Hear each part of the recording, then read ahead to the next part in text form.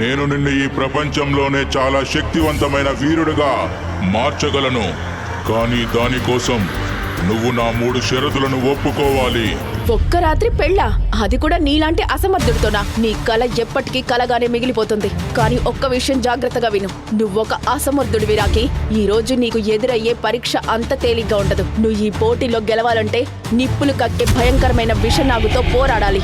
1000 కిలోల బరువున్న అగ్నిగోళాన్ని గాలిలోకి దూరంగా విసరాలి. ఇంకా 10 తలల మదగజాన్ని మట్టి కనిపించాలి. నువ్వెంత శక్తివంతుడివో ఈ అవంతి రాజ్యం మొత్తం తెలుసు. ఇక వెళ్ళి ముందు ఆ పోటీలో నెగ్గి చూపించు.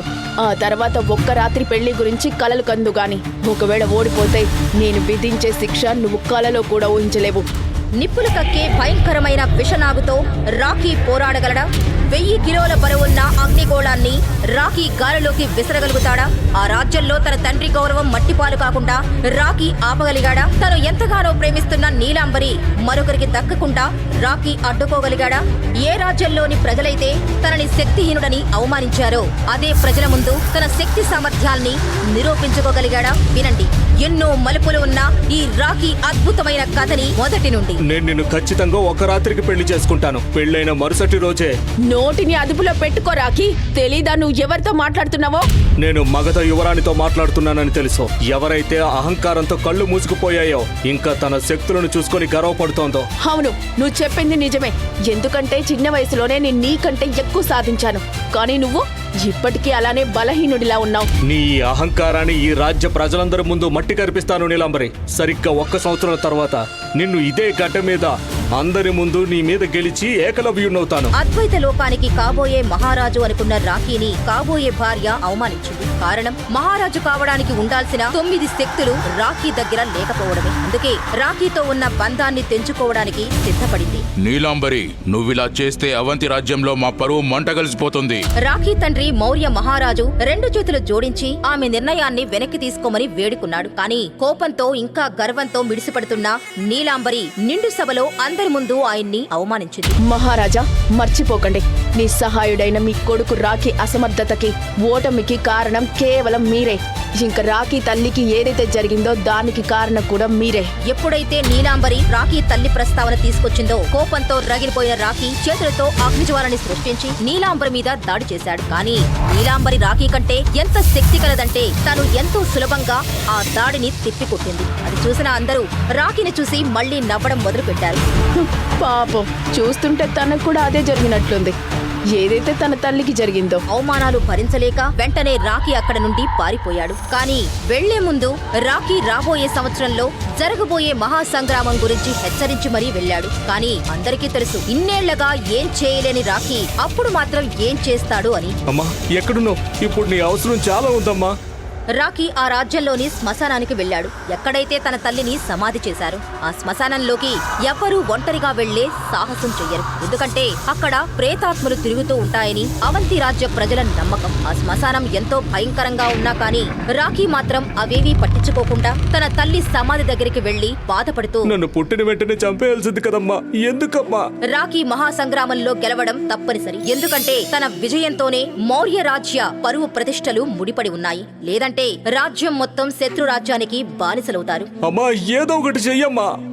రాకీ అలా తన తల్లిని తలుచుకుంటూ ఉండగా అకస్మాత్తుగా అతని చేతికున్న ఉంగరం విచిత్రంగా రంగులు మార్చడం ప్రారంభించింది. చూస్తూ ఉండగానే ఉంగరంలో రంగులు మారిపోయాయి. ఆ ఉంగరం తన తల్లి మిగిల్చిన చివరి గుర్తు. చూస్తుండగానే శ్మశానంలో వాతావరణం మారడం మొదలైంది. మేఘాలు ఉగ్రరూపం దాల్చాయి. అకస్మాత్తుగా తన తల్లి సమాధి నుండి పొగలు రావడం మొదలయ్యాయి. అంతేకాదు, చుట్టూ ఉన్న సమాధుల నుండి భయంకరమైన నవ్వులు వినిపించాయి. అదంతా చూసిన రాకీ గుండె వేగం పెరిగింది. అప్పుడే తన దృష్టి ఆ ఉంగరం మీద పడింది. రాకీ ఆ ఉంగరాన్ని తాకిన వెంటనే శ్మశానంలోని పెద్ద మర్రి చెట్టు మీద ఒక ఆత్మ గాలిలో ఎగురుతూ కనిపించింది. అది ఒక ముసలి వ్యక్తి ఆత్మ. ఎర్రగా మెరుస్తున్న నీలి కళ్ళు, పొడవాటి జుట్టు, తెల్లటి కవచం లాంటి బట్టలతో ఉంది. రాకీ అతన్ని చూసి ఉలిక్కిపడ్డాడు.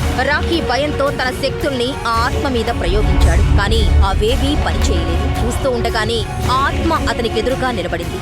అంతేకాదు ఆ ఆత్మ తన 2 చేతులతో రాఖీని పైకి లేపింది. వదులు, నన్ను వదులు, చెప్పేది నీకే, వదులు. అలా అరుస్తూ ఉన్న ఆ ఆత్మ మాత్రం నవ్వుతూనే ఉంది. అప్పుడు రాఖీ చూపులు ఆ ఆత్మ మెడలో ఉన్న తావీజుపై పడతాయి. ఆ తాయెత్తు ఎంతో శక్తివంతమైన యోధుడి దగ్గర కదా ఉంటుంది, ఇది నీ దగ్గరికి ఎలా వచ్చింది? దానికి ఆ ఆత్మ నవ్వుతూ రాఖీతో, నీ తల్లి మూలంగానే ఈ తావీజు ఈ రోజు నా దగ్గరుంది.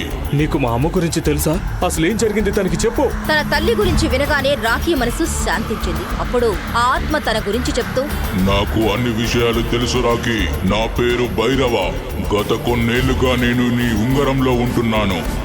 నీ తల్లి మరణించడానికి కారణం కూడా నాకు తెలుసు. నాకిది కూడా తెలుసు, నువ్వొక యోధుడిలా మారి యువరాణి నీలాంబరితో పోటీ పడాలనుకుంటున్నావని. ఒకవేళ నువ్వు కోరుకుంటే నేను నిన్ను ఈ ప్రపంచంలోనే చాలా శక్తివంతమైన వీరుడిగా మార్చగలను. అది విన్న మరుక్షణమే రాఖీ సరే అన్నాడు. కానీ దానికోసం నువ్వు నా 3 షరతులను ఒప్పుకోవాలి. రాఖీ ఏమీ ఆలోచించకుండా మళ్ళీ భైరవకి సరే అని వాగ్దానం చేస్తాడు. అప్పుడు భైరవ మనసులో నవ్వుకుంటూ రాఖీ దగ్గరికి వెళ్లి, నా మొదటి షరతు, నువ్వు ఏ అమ్మాయితోనూ ఎలాంటి సంబంధం పెట్టుకోకూడదు.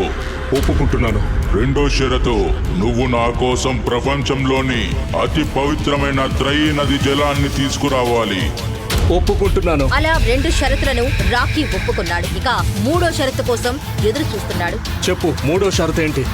3వ షరతు చెప్పే ముందు భైరవ రాఖీ తల్లి చివరిగా రాసిన ఉత్తరాన్ని అతని చేతికందించాడు.